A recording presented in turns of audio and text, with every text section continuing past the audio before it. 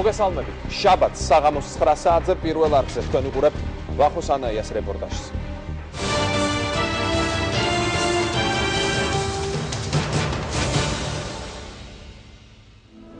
იცი რა გაკეთებ? რასა აი გორმოს. ერთი ოჯახის დიდი ტრაგედია. ორგეშინია ძაღლი. ცოტა აკოც, ხო. გარდაცვლილი მეუღლე. ნარკოტიკზე დამოკიდებული ქმარი, რომელიც ამტკიცებს, რომ უკვე განიკურნა და შვილების დაბრუნება სურს.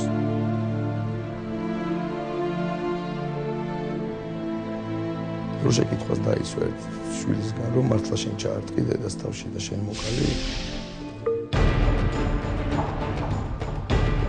ბავშვები, რომელთაც დეიდები და გარდაცვლილის მშობლები ზრდიან.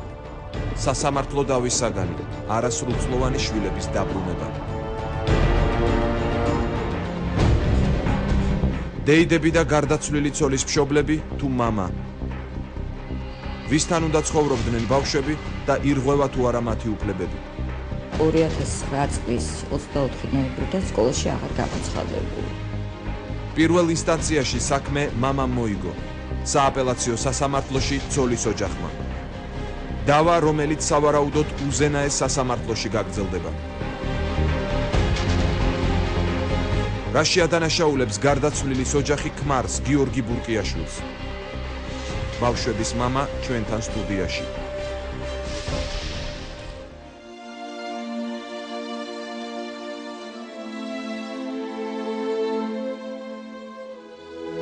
შვილების საქმე.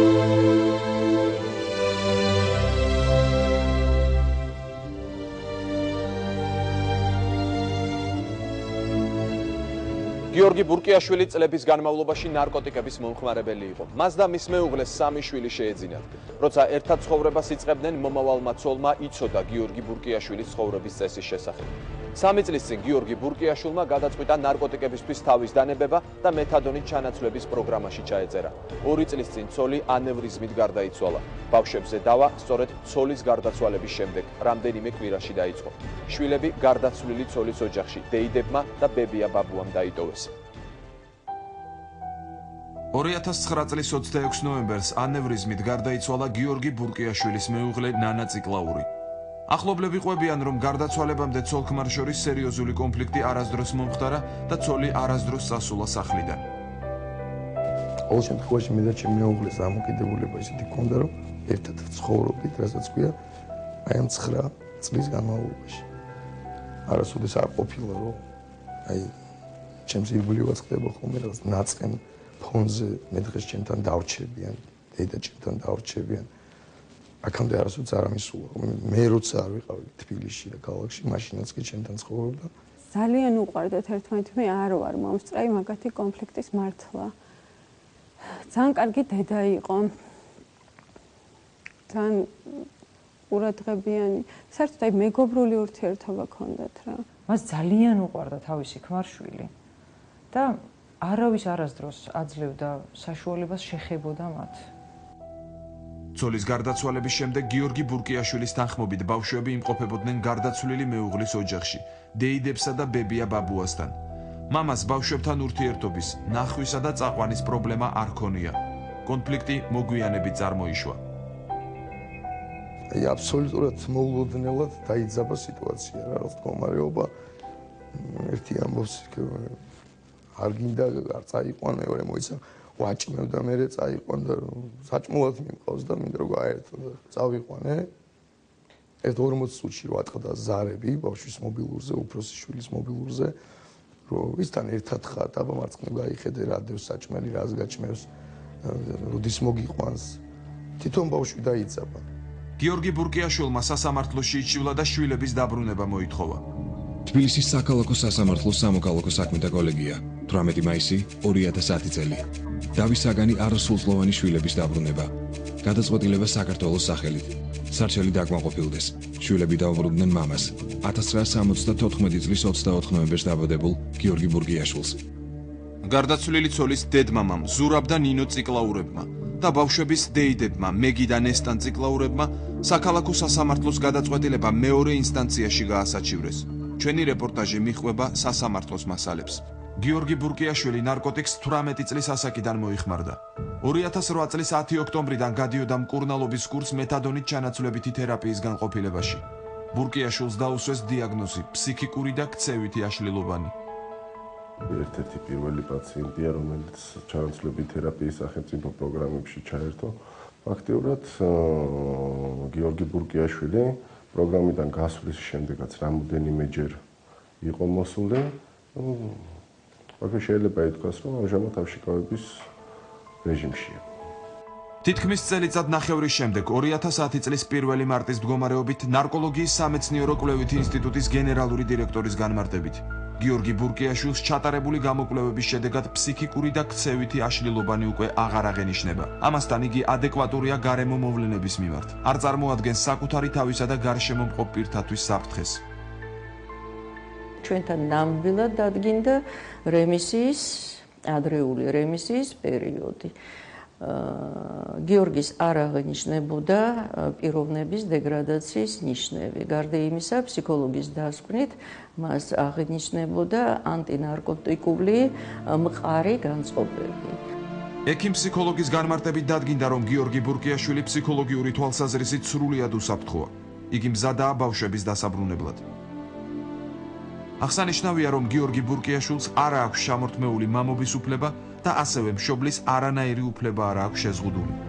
არ მოიპოვება არც ერთი მტკიცებულება, არც ერთი დოკუმენტი საიმისოდ, რომ გიორგი ბურკიაშვილს როგორც მამას შეიძლება რაიმენაირად შეეზღუდოს შვილებთან ურთიერთობის უფლება. მოსამართლეს უნდა მიეღო რთული გადაწყვეტილება, ვისთან უნდა ცხოვრობდნენ ბავშვები. სასამართლოზე მეორე ინსტანციაში ორივე მხარემ კიდევ ერთხელ წარმოადგინა არგუმენტები. ციკლაურების მხარის წარმომადგენელი სასამართლოს ეუბნება. ბავშვები მართალია დედასთან ერთად იმყოფებოდნენ ხოლმე მამის სახლში, მაგრამ ისინი არასდროს დარჩენილან იქ დედის გარეშე. გიორგი ბურკიაშვილის სახლში ცხოვრობენ მისი მშობლები. მამა, რომელსაც გადატანილი აქვს ინსულტი და გულის ოპერაცია. იგი ინვალიდია და თავის თავს წვერულის დამოუკიდებლად. და დედა, რომელსაც სუსტი ჯანმრთელობა აქვს, აწუხებს მაღალი წნევა და ნერვული აშლილობა.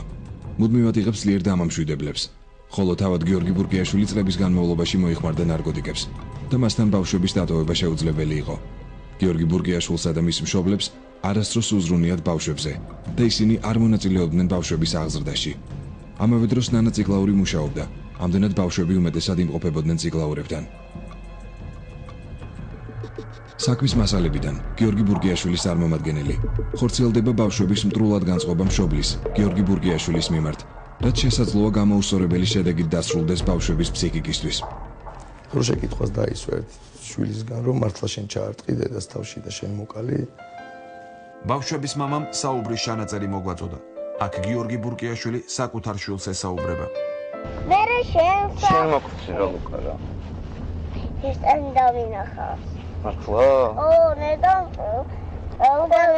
ალე. მართლადო? მაგარი ყოფილა. ისეთი ბინოკლია. და სულ გიყურებს სადაც ხარ? სადაც ხარ? სულ. და რო დაგინახოს რომ მაკოცე რას რა მერე? მაინც ვერ გავიგე რომ მაკოცო რა მოხდება მერე რა. გახსოვს ესე რომ გაიკეთე მაკოცეო? ხო. ეგრე მაკოცებ ჩუმად. აი ჩამოგაკოცებ. მე ხუდი ჩამოვკიდე. შეხედე გიო ჩამოვკიდე. ზოთო ვერ მოკოცებ. გიო შეხედე. ჩიგარი. მე ჩამოვკიდე. შენ ხომ კოცნიდი, შენ რატო ვერ მოკოცებ? ინდა მე там პოგონა. დოირა დაგინახოს რა მოხდა? გიო იქ დამაშენი იყავსო. მათქო არა. ესე იგი კარჩე ვერ გაერკვია რა მაკაცო თუ არა? ესტანი რომ დამინახავს. ვერი რა მამიკო მიყვარს გაუთხარი. არ უნდა გიყვარდეს მამიკო? შენ არ გვინდა მამა ისედაც ყავს ბაბუა. ბაბუა ყავს. რა გვინდა ეხა მამა? და ზურას დავარქვი ჩვენი მამა. აი ბაბი მოიშორე უკა მოიშორე ვაში.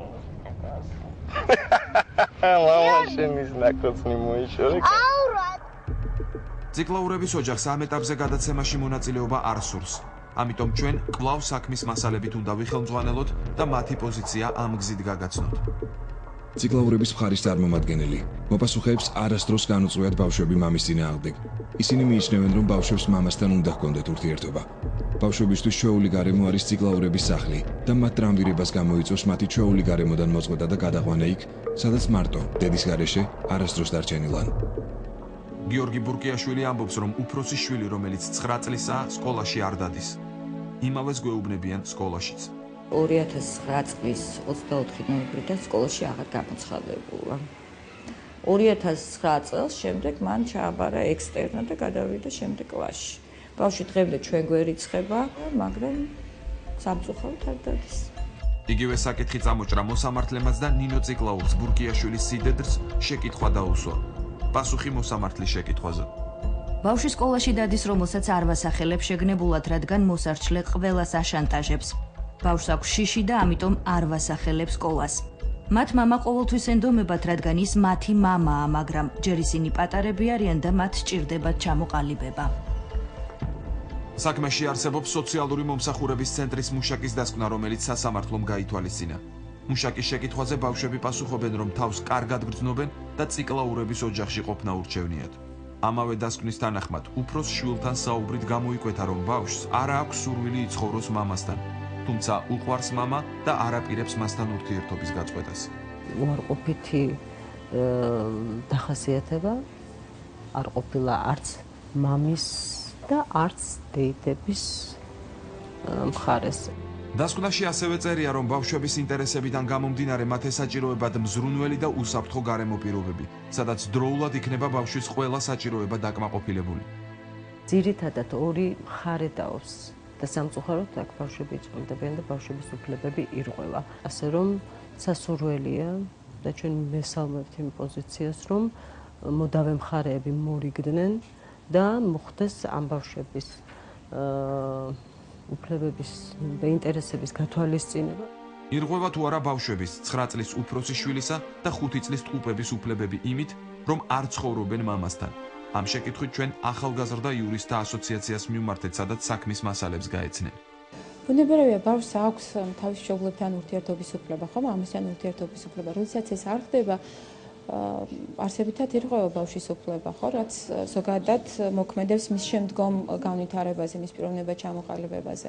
დაბარია, რომ მშობელი თავისი ურთიერთობით, ქმედებით ცუდა მავლენ ზეგავლენას არ ახდენდეს ბავშვზე. საქართველოს საზოგადოებრივი ჯანდაცვისა და მედიცინის განვითარების ფონდის ბავშვთა დახმარების ცენტრი. ფსიქოლოგიური დასკვნა ბავშვების მდგომარეობის შესახებ. იმპულსურობის, აქტიურობის, სიჯიუტის, გამომწვევი ქცევის, ჭირვეულობის, მგრძნობიარობის, მომატებული შფოთვის გათვალისწინებით შეგვიძლია დავასკვნათ, რომ ბავშვებს აკლიათ სტაბილური და მათთვის გასაგები ურთიერთობის განცდა როგორც მამასთან, ასევე დედის ოჯახთან. აღნიშნული ემოციური და ქცევითი პრობლემები არის ბავშვების გაუცნობიერებელი პროტესტი ორივე მხარესთან. დასკვნას ხელს აწერს ფსიქოლოგი ეკატერინე თავართქილაძე. ტრავმირებულ ბავშვებში ხშირად თავს იჩენს ისეთი წარმონაქმნები ფსიქოლოგიური, როგორიც არის მსხვერპლად ყოფნის განცდა, ანუ ვიქტიმურობა ერთი მხრივ და მეორე მხრივ მტრის ხატის შესახებ წარმოდგენის გაჩენა. იმის მიხედვით რა გაუჩნდება ბავშვს, შეიძლება ვისაუბროთ ორგვარ გამოვლენებებზე. ვიქტიმურობის მსხვერპლად ყოფნის განცდის შემთხვევაში ეს არის გარიდების რეაქციები, პასუხისმგებლობის თავიდან არიდება, დაუცველობის განცდა, უმწეობის განცდა. მტრის ხატის შესახებ წარმოდგენები თუ უჩნდება ბავშვს, მაშინ ამ შემთხვევაში მას შეიძლება ქონდეს რევანშისტული განწყობები, აგრესიულობა, სამაგეროს გადახდის სურვილი. ციკლაურები ამბობენ, რომ ფსიქოლოგმა ბავშვების გამოკვლევა ჩაატარა მათი ოჯახის გვერდისავლით. არასამუშაო შაბათ დღეს, როდესაც ბურკიაშვილმა სასამართლო განკარგულებით მისთვის განკუთვნილ ერთ-ერთ დღეს 4 წლის ტყუპები მოტყუებით მიიყვანა ფსიქოლოგთან. ციკლაურები ყურადღებას ამახვილებენ ერთ-ერთი მოწმის ჩვენებაზე, რომლის მიხედვით ფსიქოლოგი ყოვლად არაპროფესიონალურად და არაკორექტულად ესაუბრებოდა ბავშვებს. ჩვენ ვესაუბრეთ ფსიქოლოგ ნანა ჩაჩუასაც.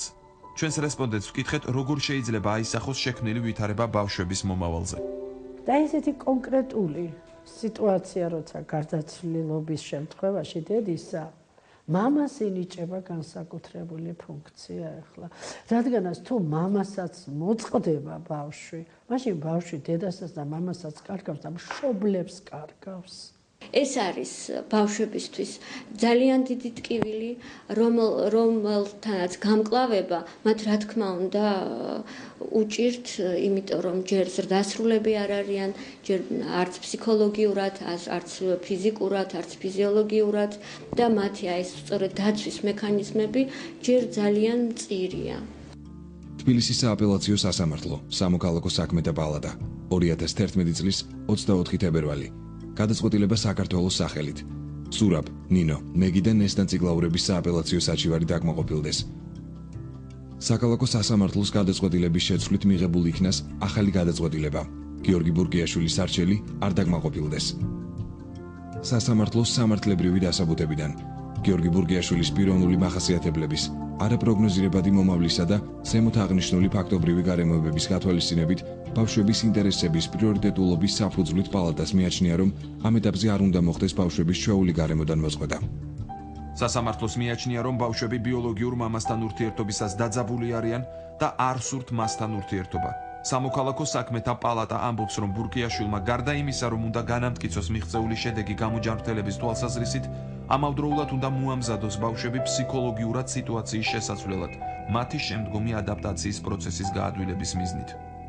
საბოლოოდ სასამართლომ გადაწყვიტა, რომ ამ ეტაპზე გიორგი ბურკიაშვილი არ არის მზად ბავშვების დასაბრუნებლად. ამასთან მას უნდა მიეცეს შესაძლებლობა ნახოს და იქონიოს შვილებთან ურთიერთობა.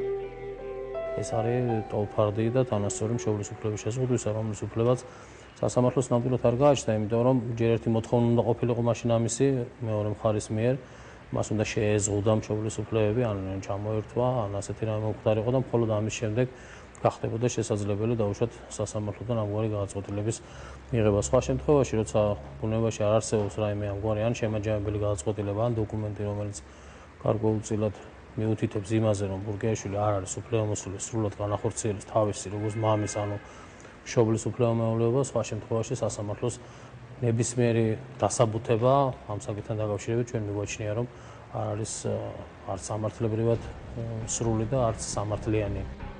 დავა გრძელდება. ბავშვების მამამ ამჯერად სარჩელი უზენაეს სასამართლოში შეიტანა. ბავშვების მამა გიორგი ბურკიაშვილი დღეს ჩვენი გადაცემის სტუმარია. მოგესალმებით გიორგი, ძალიან დიდი მადლობა გადაცემაში მობრძანებისთვის. მე აქვე მინდა უთხრა ჩვენს ტელემაყურებელს კიდევ ერთხელ, რომ გსურდა დღევანდელ გადაცემაში მონაწილეობა მიეღო მეორე მხარეს, ანუ ბავშვების დეიდებს, მაგრამ სამწუხაროდ მათ უარი განაცხადეს ამ ეტაპზე გადაცემაში მონაწილეობისთვის. მე მინდა გავიმეორო, რომ თუ კი იქნება მათი სურვილი, ჩვენ მომავალში აუცილებლად დაუთმობთ მათ ეთერს, რათა გამოთქვან თავიანთი პოზიცია. გიორგი, მოდი დავიწყოთ ალბათ მთავარი შეკითხვით. მოთხოვნა არის ეს, რომ ბავშვები ცხოვრობდნენ თქვენთან. თქვენ ხართ მზად, რომ ბავშვებს შეუქმნათ ეს საჭირო პირობები? სასამართლოს საქმეებს მე როდესაც ვეცნობოდი, წერია ასეთი რამ მეორე მხარის პოზიციაა ეს. ბავშვები მართალია დედასთან ერთად იმყოფებოდნენ ხოლმე მამის სახლში, მაგრამ ისინი არასოდეს დარჩენილან იქ დედის გარეშე. გიორგი ბურკიაშვილის სახლში ცხოვრობენ მისი მშობლები, მამა, რომელსაც გადატანილი აქვს ინსულტი და გულის ოპერაცია, იგი ინვალიდია და თავის თავსაც ვერ უვლის დამოუკიდებლად და დედა, რომელსაც სუსტი ჯანმრთელობა აქვს, აწუხებს მაღალი წნევა და ნერვიული აშლილობა, მუდმივად იღებს ძლიერ დამამშვიდებელს. ხოლო თავად ბურკიაშვილი წლების განმავლობაში მოიხმარდა ნარკოტიკებს და მასთან ბავშვების დატოვება, მით უმეტეს იგი სახლში ფაქტობრივად არ იყო, შეუძლებელი იყო. აღნიშნული გარემოებების გამო გიორგი ბურკიაშვილსა და მის მშობლებს არასოდეს უზრუნიათ ბავშვებზე და ისინი არ მონაწილეობდნენ ბავშვების აღზრდაში. აი ეს ამოვიკითხე მე სასამართლოს საქმეში, თქვენ რა შეგიძლიათ, ასე ვთქვათ, უპასუხოთ იმას, რაც აქ წერია. მე იგივეს უპასუხებ, რაც მაგივე სასამართლო თქვენ საქმეში დევს, ყველაფრის გამაქარწყლებელი. დედა ჩემის ჯანმრთელობის ცნობას, მამა ჩემის ჯანმრთელობის ცნობას. ასევე ჩემი. მე ერთადერთი რასაც არ უარყოფ მაგედან, მქონდა ცხოვრებაში პერიოდი, როცა მქონდა ნარკოტიკთან შეხება, მაგრამ ეს პრობლემა მე მოგვარებული მაქვს საკმაო ხანია, საფუძვლიანად და გავლილი მაქვს სახელმწიფო ნარკოლოგიური დინამიური კომისია. და ყველანაირი დასკვნადებს ჩემი ფსიქოლოგიური, ჩემი ფიზიკური ასე შემდეგ მდგომარეობის შესახებ. რაც ყველაზე თქვენ ფიქრობთ, რომ არ არის ის არგუმენტი, როდესაც აქ წერია, რომ არ მიუღიათ ამ ადამიანებს, მათ შორის თქვენც გულისხმებით, მონაწილეობა ბავშვების აღზრდაში. ეს რა გავლენას მოახდენს ბავშვებზე მომავალში? აი, თქვენი პოზიცია გითხარით.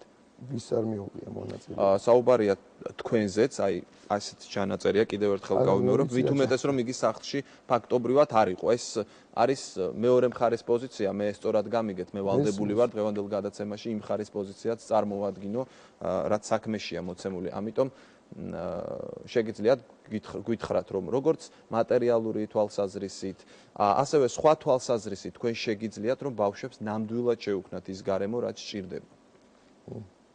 რაც შეეხება მატერიალურ მხარეს, მოდი მაშინ ამასაც შევეხოთ. მატერიალური მხარეც ღვთისწყალობით ამ ეტაპზე დაალაგებული მაქვს, ვარ ერთ-ერთი კომპანიის დამფუძნებელი დირექტორი და მაქვს სერიოზული შეიკვეთა თუ რაც ქვია და რასაც ვასრულებ წარმატებულად და მოყვა შემდეგიც ამ ყველაფერს და ამ მხრივ არანაირი პრობლემა არ მაქვს. პირიქით შეიძლება ითქვას, რომ ფინანსურად ერთ-ერთი ყველაზე კარგი პერიოდია ჩემს ცხოვრებაში. მოდით ასე ვთქვათ, ავუხსნათ ჩვენს მაყურებელს, დღეს რა ურთიერთობა გაქვთ ბავშვებთან? არანაირი. რატო? ვერ ხერხდება რეალურად. თქვენ არ გაძლევენ უფლებას, რომ ბავშვები ნახოთ? ეს არის პირველმა ინსტანციამ. სანამ დაადგენდა ჩემ პიროვნებას, ვინ ვარ, რას წარმოვადგენ, ჩემს სანდოობა, არსანდოობას, რომელიც ეჭქვეშ დააყენა მეორე მხარემ, დროებითი ნახვის უფლება დიდი წყალებით გამოგვიყო. მხოლოდ მესამე პირის თანდასწრებით. დიახ. ამ მესამე პირში გულისხმებოდა ჩემი მეუღლის, გარდაცვლილი მეუღლის მეგობარი და მათი ოჯახის ახლობელი ორი გოგო.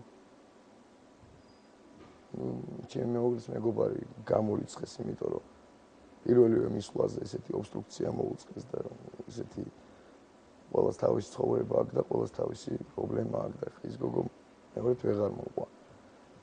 ამიტომ ის გამოირიცხა თავიდანვე და რამდენიმე შეხვედრა მქონდა ბავშვებთან ამ ქალბატონის თანდასწრებით, რომელიც მათი ახლობელია. რატომ გამწვავდა ასე ვითარება?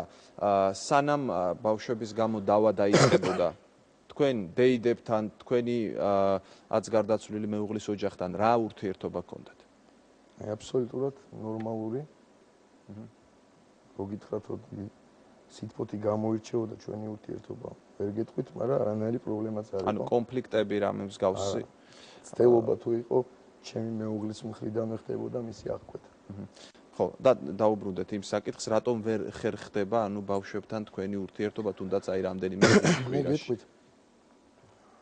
ამ ეტაპზე და პრინციპში ჩემი მეუღლის გარდაცვალების მომენტისთვისაც სიტუაცია ისეთი იყო, რომ ერთადერთი მათი არგუმენტი დღესაც არის ის, რომ მე ვერ მიტანენ ჩემი ბავშვები და ჩემი სახელის ხმის და ასე შემდეგ აგონებაზე ძალიან ცუდი განწყობა ეუფლებათ. ამას ამტკიცებენ და გადაგებენ ისინი ყოველ აი ამ წელს. თქვენ რას ფიქრობთ, ეს 100-ია თუ რამე სხვა რამესთან გვაქვს საქმე? არა, გეტყვით, მე პირველი ნახვის დრო რომ მქონდა ჩემი საათები, როდესაც მივედი, ბავშვები დამხვდნენ ძალიან განერვიულებულები, საშინლად ტიროდნენ და მართლა რომ შევედი, უბრალოდ არ გამოატანეს. ეს პირველი შეხვედრა იყო, როცა ეს ჩემი მეუღლის მეგობარი ავიდა რა. მე ჩემმა იურისტმა მირჩია, რომ პატრული გამომეძახა და დაეფიქსირებინა, რომ არასრულებენ სასამართლოს დროებით განჩინებას. რო გამოვიძახე პატრული და ავიდა, თვითონ დამირეკეს, რომ იქნებ თქვენ წამოვძანდეთ. რა თქმა უნდა, ავედი. და მართლა რომ შევედი ოთახში, იყო საშინელი, აი წარმოუდგენელი რეაქცია ბავშვების ჩემ დანახვაზე. რომ არა, мама არ გვინდა და რაღაც მომენტში მეც ერთადერთი რაღაც ვითხოვე მაშინ რა, რომ ეს ქალბატონები ცოტა ხანი ოთახიდან გაიყვანეთ და მე და თქვენ პატრული. თქვენ საკიდეკით და ზუსტად 5 წუთი გამასაუბრეთ ჩემ შვილებთან და ნუ მაგის პირობა არ აქვს ელემენტალურად სხვა ოთახში რომ გასულიყვნენ, იმიტომ რომ ერთი აქვს ეს ოთახი, მაგრამ მიუხედავად მაგისა პატარებთან, ტყუპებთან მოახერხე კომუნიკაცია. რა თქმა უნდა, უმცროსი ლუკა 3 წუთში, 5 წუთში უკვე სანდროს მეორე ტყუპის წელს ეძახდა და უთანხმებდა საწავსულიყავით სასეირნოდ. ეს რო დაინახეს, უკვე უფროს ბავშვს გადაუდგნენ წინ და აღარ მოუშვეს ჩემამდე. და მე ვერ გავბედე იმდენი, რომ ეს ორი წამომეყვანა და უფროსი დამეტოვებინა, იმიტომ რომ მიფიქრე, რომ ის რაღაც ინერვიულებდა და განიცდიდა, იმიტომ რომ ვერ გამოხატა მაგ ჩემ და მე ვერ სიტყვა ვერაფერი, იმიტომ რომ არაცადეს და მე თვითონ განვაცხადე, რომ მოდი დღეს არ წავიყვან.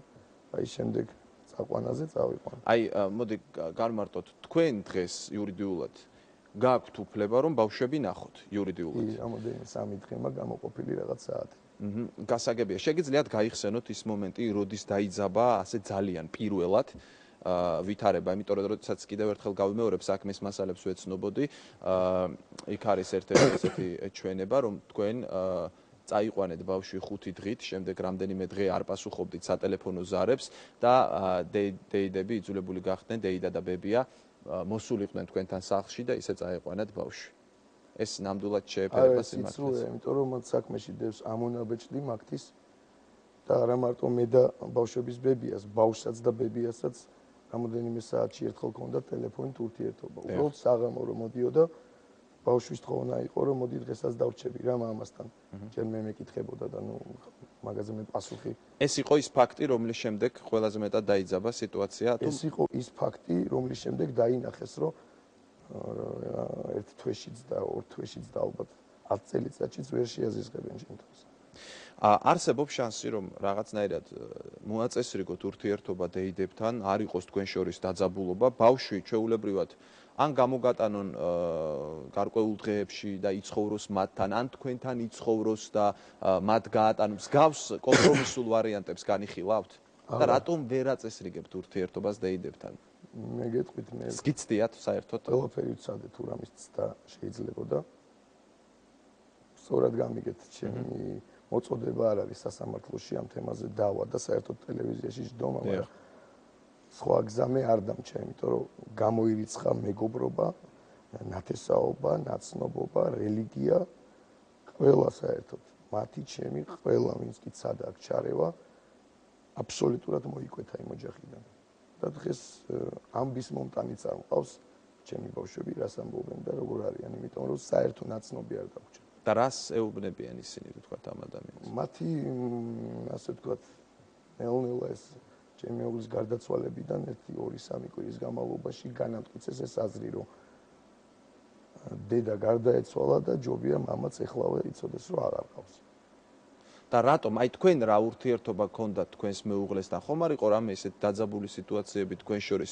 თქვენ ახსენეთ ინტერვიუში, რომ ერთ-ერთმა ბავშვმა შეკითხვაც კი დამისვა, შენ ხომ არ დაარტყი დედას და ამის გამო არა, დარწმუნებით იცოდა, რომ მე ვიცი დედა, რომ შენ მოკალი აღჭურდი თუ რაღაცა 4 წლის ბავშვს ამას რომ ასწავლი, ეგ უკვე მაგას ვერ ხვდები. თქვენ ფიქრობთ, რომ ბავშვი იმეორებს იმას, რაც უთხრეს სახლში და ფსიქოლოგიურ ზეწოლას ახდენენ ბავშვებზე?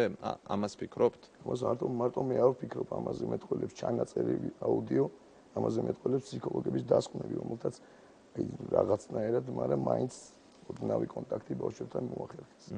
და მე მინდა ვისაუბროთ ამაზე, თქვენი საიდან დაედოს, ვთქვათ, ამ საუბრებს საერთოდ საფუძველი, თქვენი და თქვენი მეუღლის ურთიერთობა. მე მესმის, რომ ძალიან რთული საკითხია, მაგრამ იმდენად იდეალური ურთიერთობა ქონდა ჩემი პრობლემის და მიუხედავად, რომ მათ ეს ვერ გადაიტანეს და ვერ აიტანეს. იმიტომ რომ არასოდეს ჩემზე სულს არასოდეს არ ამბობდა. მიუხედავად იმისა, რომ შეიძლება გქონდა სათქმელი. მაგრამ ჩვენ ოჯახში ვაგვარებდით რა, ეგეთ საკითხებს და არ იყო ეს განჯის საგანი. ეთყობა მათთვის მაინც რაღაცა ცოცხალის სერიალი იყო ჩვენი ოჯახი და სულ ინტერესი იყო, ჩარევის ცდელობა იყო დაწყებული ავეჯის გადაადგილებით, მაგრამ ყოველთვის იღებდნენ ჩემგან არა სხვათა შორის თავისივე დისგან, რომ ძალიან გთხოვთ ჩვენ ოჯახს ჩვენთან გავარკვეთ და დავალაგეთ. ანუ გარდა იმისა, რომ თქვენს ცხოვრებაში იყო რთული პერიოდი, როგორც თქვენ თქვით, დაკავშირებული ნარკოტიკებთან, სხვა მიზეზი მათ არაფერი ჰქონდათ, რომ თქვათ ესეთი გაუცხოება არ ყოფილიყო თქვენ შორის? ლოგიკური მიზეზი არა. დეგიხსნიან, რატომღაც უნდათ რომ თვითონ იუფროს თუ არ ვიცი რა ქვია მაგას. თვითონ წარმართონ ხომ არ აქვს ეჭვი მეორე მხარეს, რომ თქვათ ისინი არ არიან დარწმუნებული, რომ თქვენ აღარ მოიხმართ ნარკოტიკს და სხვათა შორის მაგ თემაზეც რა თქმა უნდა ჩვენც ვიფიქრეთ და პირველივე ინსტანციიდან მოყოლებული დღესაც ეთერში შემიძლია განვაცხადო. მე ერთადერთი რაშიც შემიძლია მათი მოსმენა სანდოობის თვალსაზრისით, რომელიც მე თვითონ განვაცხადე, სასამართლოს არ ქონდა პრინციპში მაგის ალბათ ვალდებულება რომ მოეცა, მაგრამ ჩემი სურვილით, ჩემივე ხარჯებით, მე ნათქვამი მაქვს, რომ ნებისმიერ დროს, როცა კი სადმე ქალაქში ვინმე მომკრავს თვალს და ან თქვენ და რამე შეკითხვა გაგიჩნდებათ, ჩემთან თარიღის მინიშნებით არა, სოციალური გრაფიკით, როცა სურვილი გექნებათ, არანაირი პრობლემა არ არის, ანალიზის ჩაბარება ძალიან მარტივი პროცედურაა და მაგრამ ეს არ არის მათი თვითმიზანი, იცით, რაც უფრო ხედავენ, რომ უკეთესად თუ არ ფიზიკურად, ფინანსურად, მორალურად უფრო ღიზიანდებიან და ამას ვერ ხვდები რატომ. გასაგებია, მე მინდა ესე ვთქვათ, ბავშვებს დაუბრუნდეთ ისე თუ ნახავენ, ნებისმიერ დროს ჩემთვის არანაირ პრობლემას არ წარმოადგენს. შემიძლია ნებისმიერ დროს ნებისმიერი მათი სურვილი საკუთარი ხარჯებით თუ დავაკმაყოფილოთ. თქვენ სრულად გამორიცხავთ იმას, რომ ვთქვათ, უფროს შვილს მართლაც კონდეს რაღაც გაღიზიანება, არ უნდოდეს თქვენთან ურთიერთობა და ეს არ იყოს ვთქვათ დეიდების ან ბებია ბაბუის ზეწოლის შედეგი. არა, მაგას გამოვიწყავ. რაც შეეხება იმას, რატომ არ დადის ბავშვი სკოლაში? ბავშვიც იგივე მოტივით არ დადის სკოლაში, რომ შემთხვევით მე არ ვნახო და არ მოხდეს ჩემი და მისი თავიდან დამეგობრება და ეს წყალში არ ჩაეყაროთ ეს მთელი ნასწავლი და ჩანერგილი სიძულვილი. და თუ გაქვთ ინფორმაცია, როგორ ხდება მათი სწავლა განათლების საკითხის მოგვარება, ან სხვა ბავშვებთან ურთიერთობა როგორ ხდება? მე ერთადერთი შემიძლია განვაცხადო, რომ ვისთან ერთადაც, ანუ იზრდებოდნენ ბავშვები, იმ პერიოდში ვისთანაც ჰქონდათ კავშირი, იმ წრეს მოწყვეტილია, ჩემი მხრიდანაც და მათი მხრიდანაც. თუ ვინმე ყავთ ალბათ ახალი შეძენილი, მეგობარიც სხვათა შორის, იმიტომ რომ სასამართლოზე ერთი-ორი ისეთი უცხოპერი ვნახე, ალბათ იმათმაც იციან, რომ მე კლავდი ვიღაცებს და ესეთი ინფორმაცია აქვს. ბევრი მიცნობს, მაგრამ ბევრი არ მიცნობს და ისტორიას ისე თუ მოყვები, რომ მე რაღაც საშინელი მონსტრი ვარ, ადვილი დასაჯერებელი გახდება. ამიტომ არ ვიცი. ერთადერთი კიდე ის შემიძლია თქვა, როდესაც სასამართლომ დაავალა, რომ რომელ სკოლაში სწავლობს ბავშვი, მაშინ როგორც აცხადებდნენ, სხვა სკოლაში დაგვყავს. ჯერ ესეთი კანონით არის აკრძალული, როცა ბავშვი ირიცხება ერთ სკოლაში, პარალელურად სხვა სკოლაში იყოს. მაინც თხოვა მოსამართლემ, რომ მოეტანათ რამადასტურებელი. ნუ პირველი განცხადება იყო, რომ მამამ არ უნდა იცოდეს, სად დადის ბავშვები. და მეორე ის, რომ მოიტანეს სურვის ქვითრები, რომ აი სურვაზე დაყოთ ბავშვი. ამიტომ არანაირი მაგის დამამტკიცებელი არ არსებობს, თუ ჩემი შვილი სადმე დადის სკოლაში. ადრეული რემისია ესეთი დასკვნა იყო თქვენს ასე ვთქვათ სამედიცინო საქმეში, ეს შეიძლება გაგრძელდეს მუდმივად ან შეწყდეს კიდეც, ხომ? როგორ შეძლებთ იმის დასაბუთებას, როგორ დაუმტკიცებთ, ასე ვთქვათ, ალბათ უფრო ადამიანური თვალსაზრისით იგულისხმება ამ შემთხვევაში, რომ აღარ დაუბრუნდებით ნარკოტიკს. რა გითხრათ, მაგას წინასწარ ვერ იტყვის, ყოველ შემთხვევაში მე ის შემიძლია გითხრა, რომ ალბათ ეს მნიშვნელოვანი საკითხია ნდობის დასაბუთება, ხო, თქვენსა და მათ შორის. გასაგებია. ამის შემოწმება შეიძლება, მაგრამ გარანტიას ვერავინ ვერავიზე ვერ დადებს, იმიტომ რომ ეს არის აბსოლუტურად არაპროგნოზირებადი, მაგრამ დღეს მე შემიძლია განვაცხადო, რომ ეს თემა ჩემთვის არის მკვდარი და ყველაზე კარგად მე ვიცი ეს. უზენაეს სასამართლოში მიდის საქმე, ფიქრობთ, რომ იქ რაღაც ასე ვთქვათ, დამატებით მტკიცებულებებს წარადგენთ, ან კიდევ უფრო სხვანაირად წარიმართება საქმე, ისე რომ მოიგოთ ეს პროცესი. ეხლა იცით რა შეა საქმე, მეორე პირველი ინსტანცია მოვიგე. დიახ, ჩვეულებრივად. მეორე ინსტანციამ რეალურად გამოიტანა ესეთი დადგენილება. ვინაიდან ჩემი მოთხოვნა იყო ბავშვების დაბრუნება, მიიღო ახალი დადგენილება, გააუქმა და უარი მეთქვა ბავშვების დაბრუნებას. მაგრამ როგორი სურათია? დღესაც ერთადერთი წარმომადგენელი კანონიერი ბავშვების ვარ მხოლოდ მე. დიახ. არანაირი უფლება შეზღუდულიც კი არ მაქვს. მე ვარ ბავშვების ერთადერთი მშობელი. და არ უნდა დამიბრუნოს, ესე იგი უნდა ჩემი შვილი იყოს და სხვასთან უნდა იცხოვროს. და როგორ ფიქრობ სასამართლო, როგორ შეიძლება ეს ბავშვი გაიზარდოს? ელემენტარულად მე იმასაც ვეუბნები, რომ კარგი ამ სკოლაში რაღაც კონფლიქტი მოუვიდათ, იმიტომ რომ სკოლის მასწავლებელმა დაწერა ჩვენებაში, რომ ბავშვი მეძნამ ყავდა ჩვეულებრივად სკოლაში და ამათი გაღიზიანება გამოიწვია და აღარ მიყავთ მაგის გამო ეს ბავშვი იმ სკოლაში. და სხვა სკოლაში გადაყვანის უფლებას არ გვაძლევსო და რო ვკითხულობ, უნდა დავწერო რომელ სკოლაში. მე არ უნდა ვიცოდე და ამას ეს გრაფა უნდა დავტოვოთ სარიელი. აი რა უნდა ვქნა არ ვიცი და საერთოდ ბავშვები პატარებით ყუპები 5 წლის არიან ახლა. და მოწელს ალბათ წელსაც შეიძლებოდა, მაგრამ სკოლაში უნდა შევიდნენ. ვინ უნდა შეიყვანოს? როდესაც მე დავწერე, ჩემი შვილი მეორე კლასში რჩებოდა. დიახ. და როდესაც მე დავწერე რესურს ცენტრში, თხოვთ ექსტერნად გადაიყვანოთ, იმიტომ რომ გაცდენა ქონდა, სასამართლოზე თქვეს, რომ ანუ საკუთარ შვილს უჩივლაო. ეხლა თუ არ უჩივლე, ეხლა მესამე კლასში ჩარჩება. აი როგორ შეიძლება აი ამის მოგვარება? ითქვა კიდე რომ მე მჭირდება რეაბილიტაცია, რომელიც უნდა დაადასტურონ სპეციალისტებმა ჩემი მდგომარეობის. რამე თუ არსებობს საქართველოში, მე ყველაფერი მაქვს გავლილი და ყველაფერი დევს მაგ. სხვათა შორის თვითონ სასამართლოს მიერ მოთხოვნილი და ჩანიშნული. სოციალური სამსახური იყო და ფსიქოლოგები, მე არ მომიყვანე ეს ფსიქოლოგები სასამართლომ დაავალა სოციალურ სამსახურს და მათ გამგზავნეს ერთ-ერთ ორგანიზაციაში. გასაგებია და ჩვენი საუბარი დასასრულისკენ მიდის, პრაქტიკულად დასრულდა ჩვენი საუბარი შეგვიძლია ვთქვათ, მაგრამ თუ თქვენ რამის დამატება გსურთ, მე შემიძლია მოგცეთ ამის საშუალება და თქვათ.